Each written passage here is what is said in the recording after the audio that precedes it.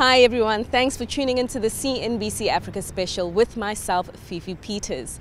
I'm coming to you from Tygerberg today. It is an industrial park in Cape Town. It is also the home of Pepkor, right behind me, one of the few bright spots that still remain in Steinhoff International, the global retailer brought down by accounting fraud. For the next half hour, I'll be speaking with Dr. Christo Wiese, the billionaire in South Africa that lost billions as a result of his investment in Steinhoff.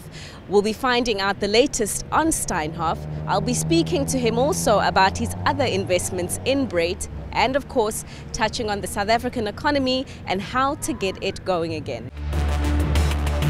The first question I have for you, having engaged with a number of fund managers in South Africa who are interested and still respect you very much so, Wayne McCurry would like to know, what was the ultimate end game with Steinhoff? What was the vision that you had before everything went pear-shaped? Now, that's very easy to answer. First of all, if you look at the businesses that I hate saying I built, because it wasn't I that built them. I built them together with thousands of other people. We built a retail business employing 200,000 people. We are the largest employer, private sector employer in South Africa. But we built a business not only in South Africa, but in 20 plus other African countries and in a number of European countries. So we started expanding out of Africa already at the beginning of the current century. That just answers one of the points that people accused me of, that I did the Steinhoff deal in order to externalize my interests. I had businesses in more than 30 countries before I did the Steinhoff deal. So just to put that in perspective, I looked at Steinhoff with its wide spread of interests, with its apparently very strong balance sheet and a number of other factors, and thought that by putting these businesses together, we could create what we called a prospective African champion. In other words, an African retail business that had become global. That was the vision for the business as a whole. For myself, what was my interest? I was always the controlling shareholder of what I call, in inverted commas, my businesses, and I was reaching the end of my shelf life, and I thought that by putting all these businesses together under one highly competent management team would also meet the succession requirements for these businesses. But ultimately, it didn't happen and things did go pear-shaped. You spoke about the apparent strong balance sheet of Steinhoff then that we now know is not very strong. Those 2018 financials are out. What do you make of the company that you bought into now that you see its true value? Well, the fact is, if you analyze the latest accounts, but even those that were released a month or two ago, it's quite clear that people can almost describe Steinhoff as a massive commercial fraudulent conspiracy, because the figures would indicate that, there was very little in the Steinhoff that I sold my companies into, in contradiction of the published audited accounts. I mean, the audited accounts, you sound like you are talking to the auditors, Deloitte, and I believe that there was another auditor that Deloitte worked with, and somehow saying that they failed you. Well, I'm very careful to make statements in that regard because, as you know, I'm involved in litigation to try to get some of the value that I put into the group back. So I have to be very, very careful what I say on the record. But I think it is generally accepted that, to put it very mildly, the audited accounts meant nothing They were signed off, but they are shown to be, or have now been shown to be, not nearly representing the factual situation. Talking about analysis and of the numbers, I mean, the grey hairs on your head show that you have walked a life. And this is another question that a fund manager has, David Shapiro, to say that a man of your acumen, you must have met many tricksters and fraudsters along the way. I thought I'd met them all. And of course, you were not able to see through Marcus Ustah. Why? Well, the first part of the answer to that question is very simple. I and thousands of other people, some of them a lot smarter than I am, have been misled by the same fraud that had been perpetrated. If you want to give it a name, you can give it a name. The person or persons that had been perpetrating this fraud, not over the last year or two, but it would appear over the last 15 or 16 years. If you analyze those accounts and you read between the lines, this fraud started 15, 16 years ago. It wasn't something that happened in the last 2 or 3 years, if you consider the PwC report. So that's the first part of the answer to that question. How did I allow myself to be so misled by Ustah? All I can say is I and thousands of other people, bankers, bondholders, investment analysts, you name them, everybody had looked. I was not often present when Ustah made presentations to analysts, but I did attend one that I remember very distinctly, which lasted for about 3 hours, where the analysts asked all the questions and got all the answers that satisfied them. So, and then the second part of the answer to that question is the German tax authorities started investigating Steinhoff in December 2015. We are now almost 4 years later. They have not yet arrested anyone on their allegations that they made. 4 years later, they don't yet have the answers. How do you expect one single person or a group of highly qualified non-executive directors that they should pick up on it? When I did the Pepcor deal, before I did it, I served on the board of Steinhoff for 2 years plus to check how their systems work, what internal controls they have, how they deal with the banks, etc., etc. The normal things that you would be looking at. And Steinhoff, and I said that in Parliament, on the face of it, was an extremely well-run company, ticking all the corporate governance boxes of all the companies on the boards of which I had served. Steinhoff had the highest qualified audit committee. You don't think, which many also ask and say, it was the closeness of your relationship with Marcus Ustah that prevented you from seeing anything beyond what he presented to you?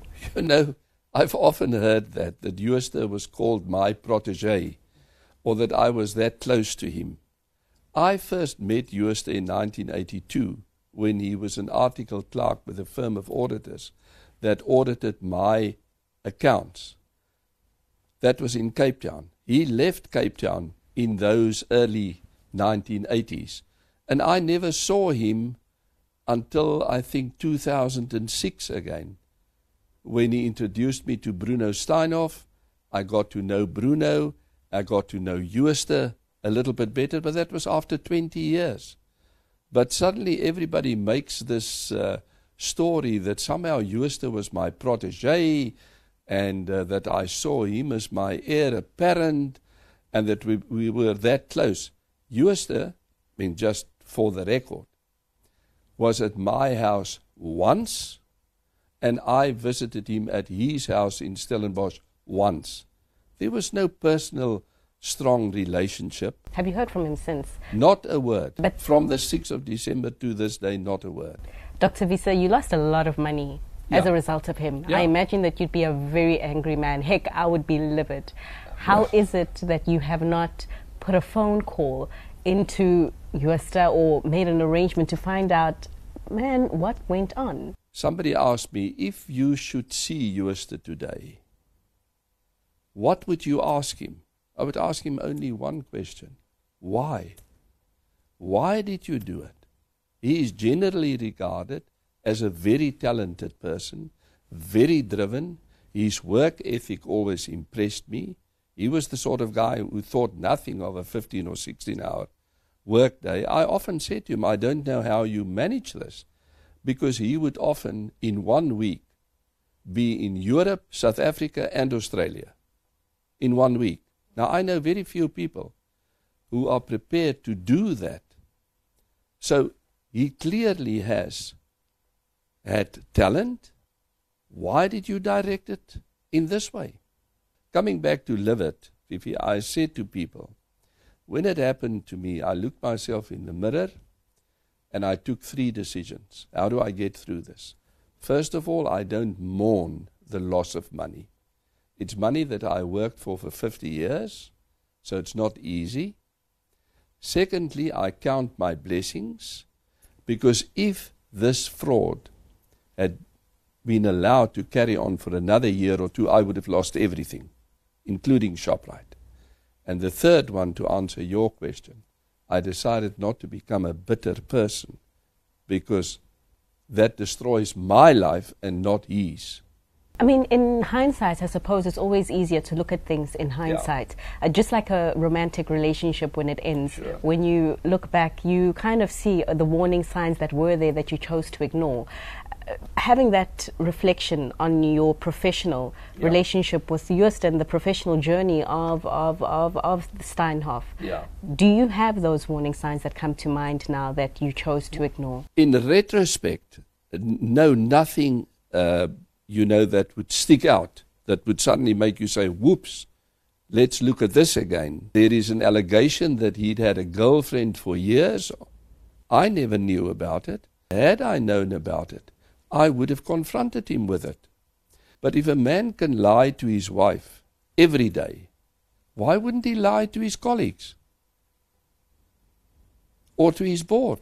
In my time, I fired 2 or 3, the one wasn't quite a chief executive, but 2 to 3 chief executives, because they were having extramarital affairs. But do you think he should pay for what he's done? Do you think he and the 8 directors that are implicated in the PwC report should go to jail? Everyone who has participated, remember, they have not been found guilty yet. In fact, they have not even been arrested yet, which is also something that puzzles me. But everyone who has perpetrated this fraud should be made to pay. And I'm confident. There are a lot of people saying, well, this one and that one will never go to jail. I don't believe that. I believe in the system, although we've had a couple of disappointments over the last decade of people that should be in jail that are walking free. But I believe their day will come. Dr. Wiese, people have followed you for many years in the investment community. They've regarded you as having the Midas touch. Where you went, they were there because you were there. Did this kind of reputation, was it too much with the pressure?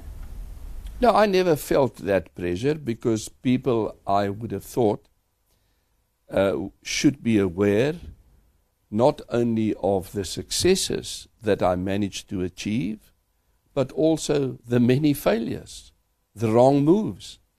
In building a business, that is inevitable.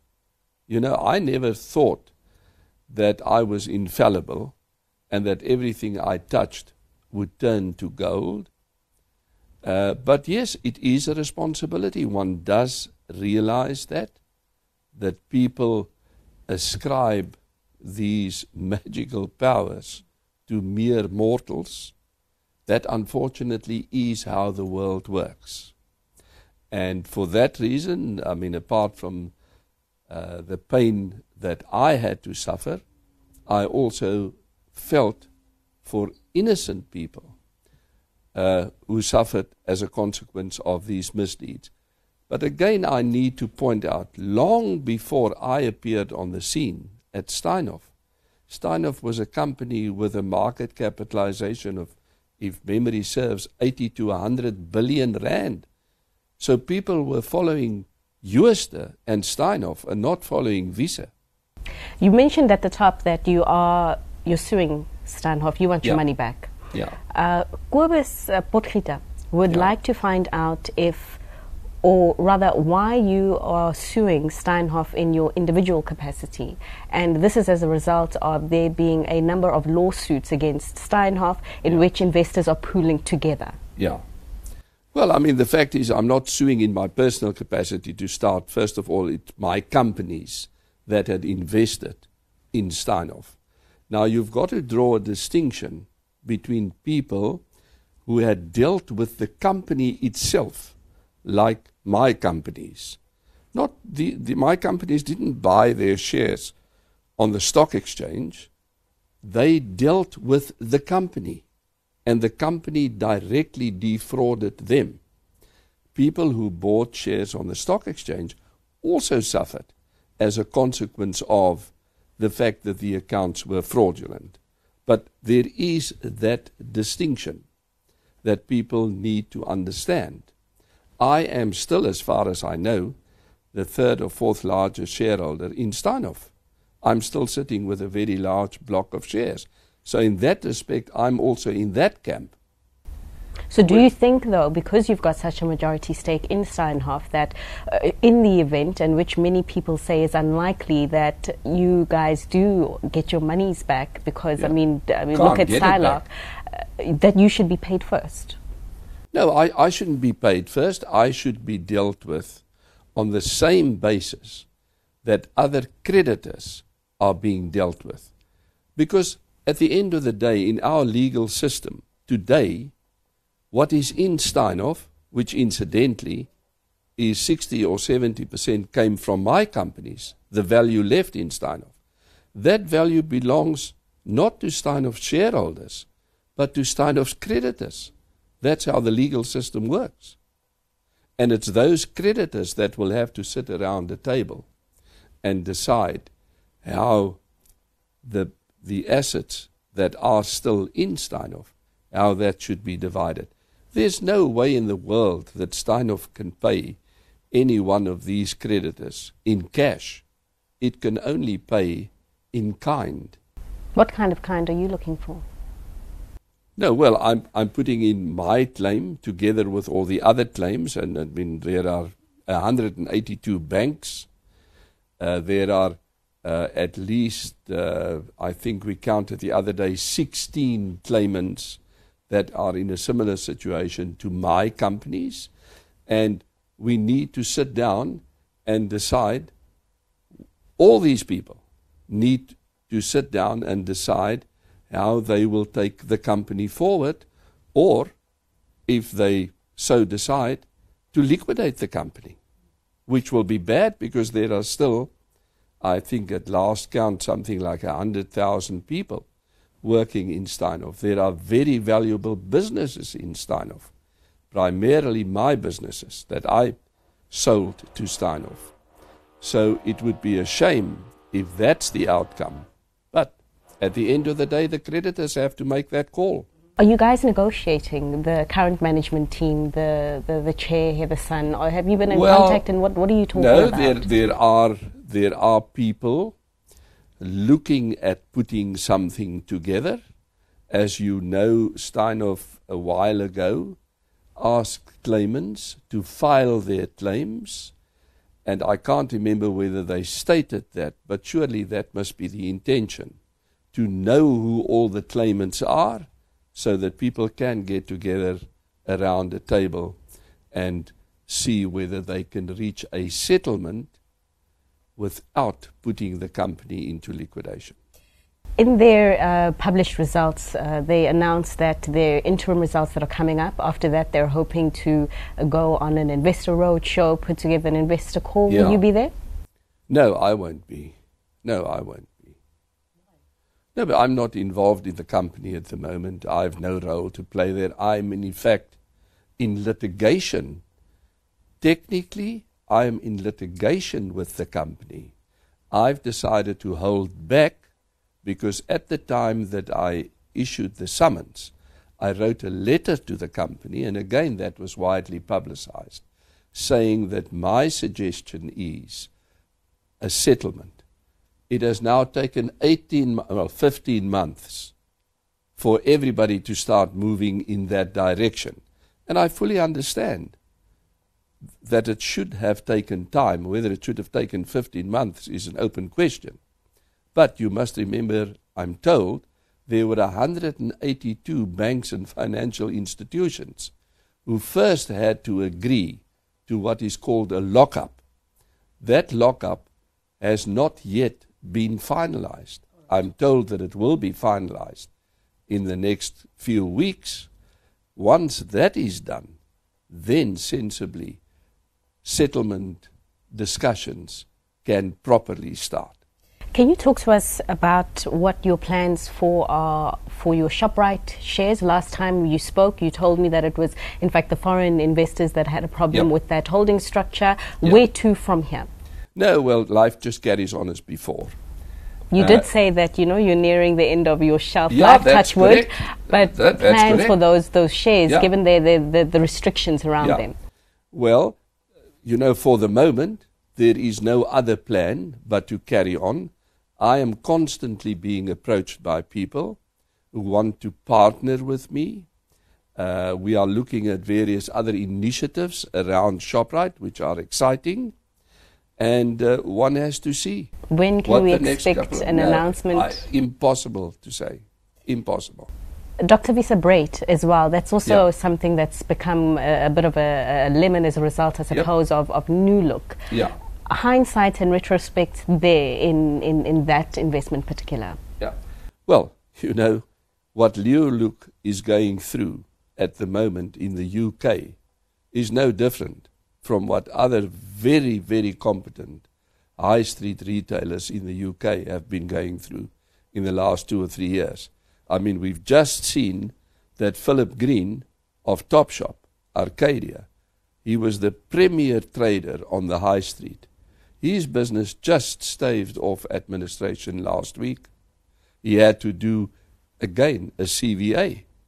So the New Look is no exception. When we bought New Look, it had an excellent track record. It was a company producing an EBITDA of £220 million a year. It's now around about £80 or £90 million a year. But if you compare it to some of the other traders in the UK, just look at the number of traders that have gone out of business, that have gone bankrupt, and that have done CVAs, where value had just been destroyed massively. We are no different in New Look. You mentioned it's taken 50 years to build the value. Yeah. Your value that was hit quite hard by Steinhoff, but I imagine that you are not going to stay down, as the saying so goes. So where are you looking at value? Where are you seeing prospects to recover some of that money in any way in the investments? Well, look, the one thing that's very clear, Fifi, is I don't have another 50 years, so I can't have that dream. But I've got other businesses, some of reasonable size, some very small, but I've got great colleagues, we've got great plans, and I have to, keep on rowing. So that's what I intend doing. And final question, the president is looking to revive the economy again. Yeah. Doing so will help even your other businesses in Victor amongst them. He's asked business to come on board, though, to help him. What role do you plan on taking, if any, in maybe contributing to his investment drive of 1 trillion rands, or in maybe helping in another way? Well, I don't want to brag about it, but over the last 20 years, I have tried to make my contribution in terms of helping the country. I chaired many important institutions. I chaired the IDC for 9 years, which was a very time-consuming but extremely important job for me. I did it gladly. I was asked by government to chair Mango, the airline, in its initial years. And wherever I can help, particularly this current president, for whom I have a very high regard. No, we've seen each other, but I have a very high regard for him. I'm fortunate that I'd known him for, few decades. I think he can be what South Africa at the moment needs. What should he do so that other business people like yourselves, whose confidence is currently sitting at 2009 lows, what should he do to convince them of your optimism? Well, there's a whole list, but I think he knows exactly what he needs to do. Top one. Well, he's already started doing. The one thing, maybe not such a huge step, but making the executive smaller, getting rid of some of what is referred to as the dead wood. He's already started making the right moves, but he's in a long game. All right. And where to next for you, sir? Well, just come to my office every day, the way I have been doing for 50 years. This brings us to the end of the show, but of course, the story is far from over for Steinhoff International. From myself, Fifi Peters, it's bye for now.